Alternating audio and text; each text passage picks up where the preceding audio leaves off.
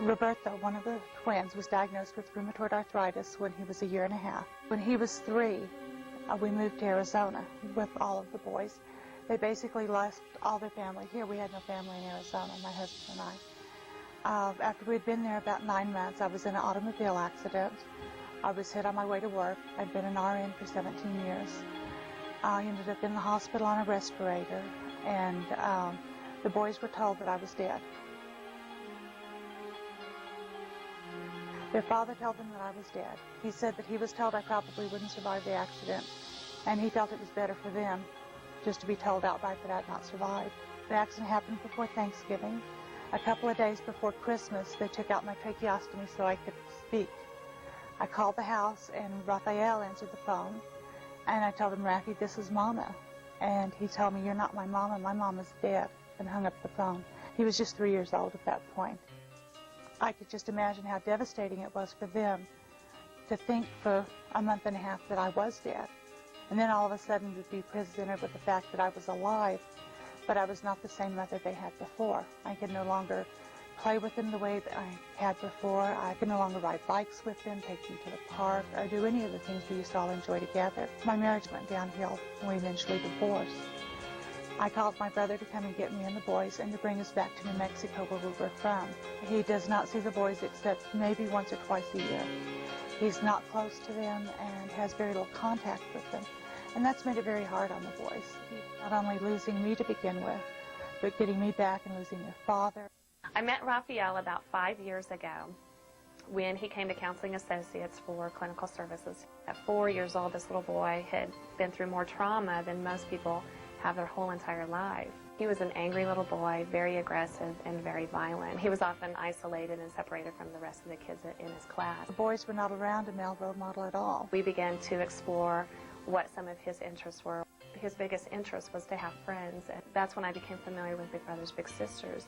And we had talked about the possibility of matching him up with a big brother, and he just got really excited about the possibilities of having his own friend, and that really motivated him, and it really gave him a vision of hope, which in his chaotic world he didn't have that at the time.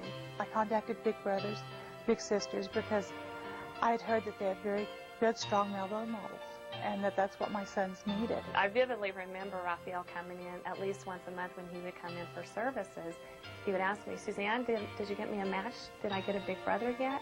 And I would have to tell him no, and to be patient. And he was very patient and very diligent, and 2 years ago he got matched. I really wasn't sure what to expect out of the program. I had never met Raphael, didn't know anything about him. It took me 45 minutes to find his house because it's out in the middle of nowhere. And got there, met he and his mother and his brothers, and we went from there and just started, kind of having dinners on Tuesday nights. Really, I didn't think much of anything. I just wanted to go eat. I was a little nervous because I didn't know what to do, how to act. I didn't know what he expected. I didn't know what I expected out of it. I'm 10 years old. My wife would say, well, how was it? And I went, well, I guess it was all right. I don't know. I don't know what I'm supposed to be doing. I have been matched with John Russell for a year and 2 months now.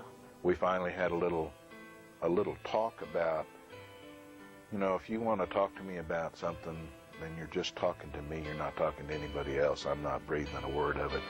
And if I have something I want to tell you, then I'm only telling you, and you're not to breathe a word of it to anybody, and we'll just kind of be friends along that line. And I think it's worked real well for us. He's given me a lot of guitar lessons.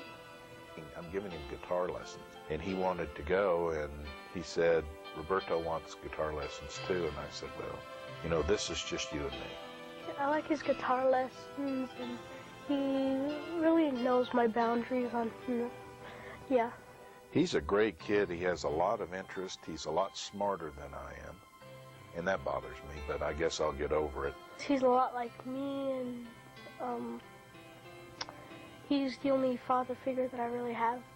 He's very good in school. He's really fun to be with.